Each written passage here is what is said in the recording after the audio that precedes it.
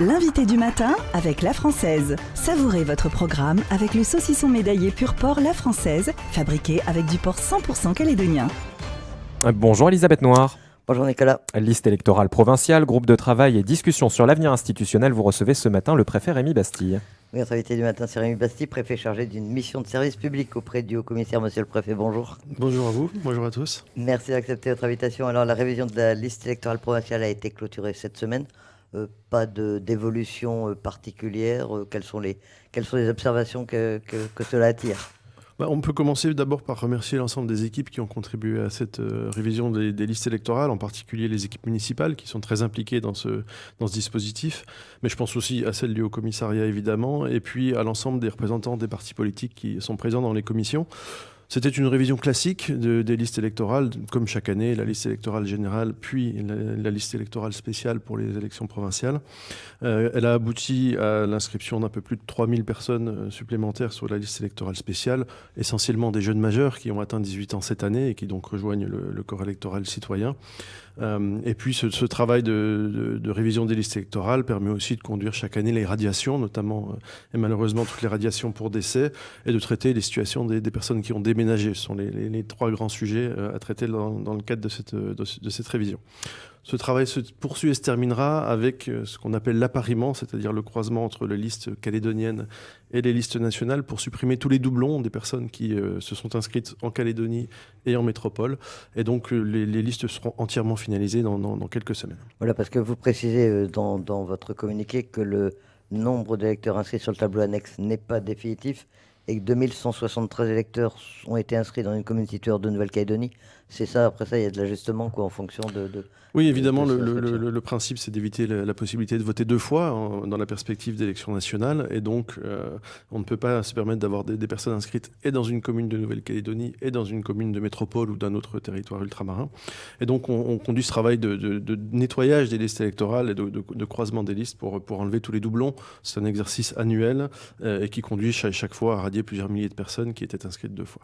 Alors je rappelle les chiffres, 220 970 électeurs sur la liste électorale générale, 178 374 sur la liste spéciale provinciale, et puis 42 596 inscrits sur le tableau annexe. Alors c'est souvent d'eux qu'on parle essentiellement, on parle des exclus du corps électoral. Ce tableau annexe et listes vont être affichés dans les mairies, et cela ouvre la voie éventuellement à des recours aujourd'hui encore. Alors, non, la période des recours est terminée concernant les inscriptions sur la liste électorale spéciale. Nous avons eu, dans cette révision 2023, une quarantaine de recours déposés qui ont été traités déjà par le tribunal de Nouméa. Je crois qu'un certain nombre de dossiers sont portés en cassation, donc nous verrons ce qu'il adviendra. Mais en tout cas, la période ouverte pour déposer un recours est clôturée. Mais les listes sont disponibles et mais les listes sont affichées en mairie et chacun peut vérifier son inscription soit en se rendant en mairie, soit en se rendant sur le site élection-nc.gouv.fr qui permet à chacun de vérifier son inscription sur les listes électorales en Nouvelle-Calédonie. Alors vous le savez, cette révision avait suscité un certain nombre de protestations cette année, spécialement parce que les partisans du maintien de l'accueil dans la France estiment que le gel du corps électoral est caduc et que donc cette liste provinciale telle qu'elle est établie n'a plus lieu d'être. Comment est-ce que ça justifie ? Comment expliquer aux Calédoniens, effectivement, alors on ne sait pas quel va être le corps électoral pour les prochaines provinciales, pourquoi est-ce qu'on l'a révisé selon des normes qui existaient ces dernières années encore ?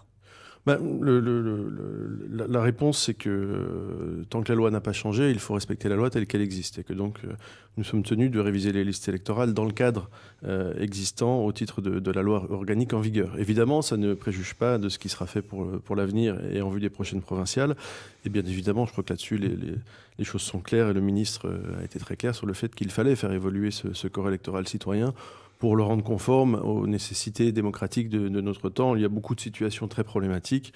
On peut penser par exemple à plusieurs milliers de natifs de Nouvelle-Calédonie qui y résident et qui pourtant ne sont pas électeurs du corps électoral citoyen. On peut penser à la problématique très particulière des petits-enfants, des personnes nées en 98 qui ne peuvent pas être inscrits si on respecte strictement la loi.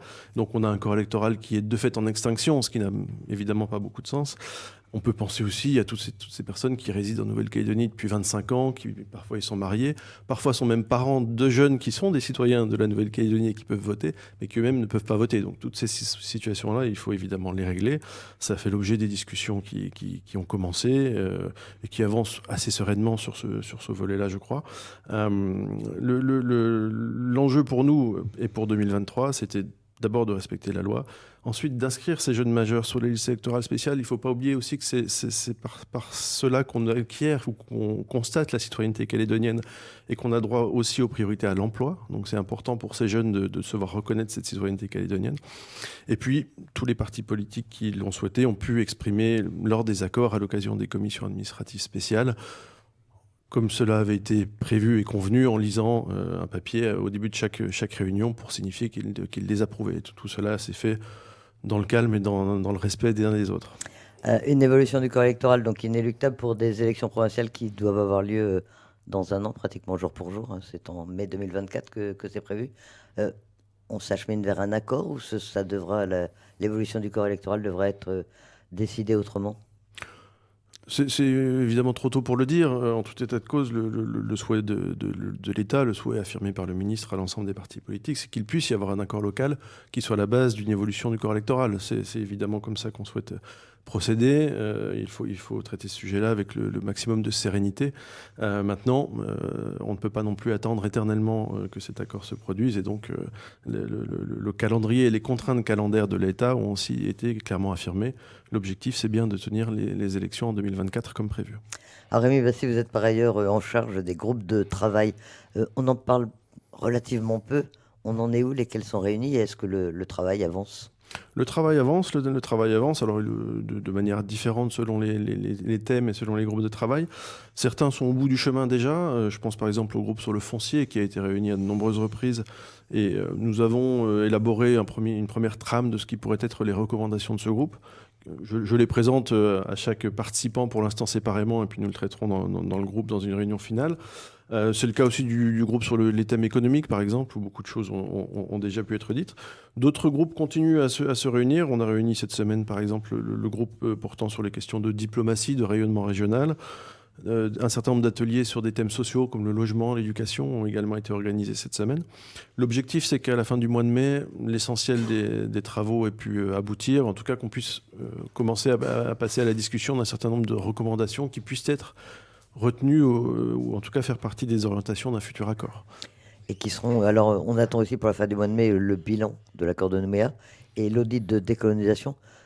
Là aussi, ça en est où? Le travail avance, ce sera pris. On avait parlé de la date du 27 mai. Hein. Oui, c'est la date qui a été fixée comme objectif par le ministre de l'Intérieur et des Outre-mer et qui sera tenue. Nous travaillons avec 2 cabinets qui avaient été retenus pour conduire ces missions d'audit et de bilan. Les 2 cabinets en question se sont rendus et sont encore pour certains présents en Nouvelle-Calédonie pour organiser un certain nombre d'auditions des parties prenantes locales. C'est le cas du cabinet Roland Berger sur l'audit de la décolonisation et qui sera d'ailleurs accompagné pour les auditions de la semaine prochaine de 2 personnalités qualifiées qui ont été choisies par l'État pour accompagner la démarche, jouer un rôle de garant de cette démarche et d'objectivité de cette démarche. Ce sont Madame Keisha McGuire, qui est une experte des questions de décolonisation et qui a été présidente du C24, et puis quelqu'un qui est bien connu en Nouvelle-Calédonie, Dominique Bussereau, qui a une longue histoire avec ce territoire et qui a accepté de participer à cette démarche et de l'accompagner également pour en garantir la neutralité et puis le sérieux dans la logique, dans la méthode. Ils seront donc là la semaine prochaine.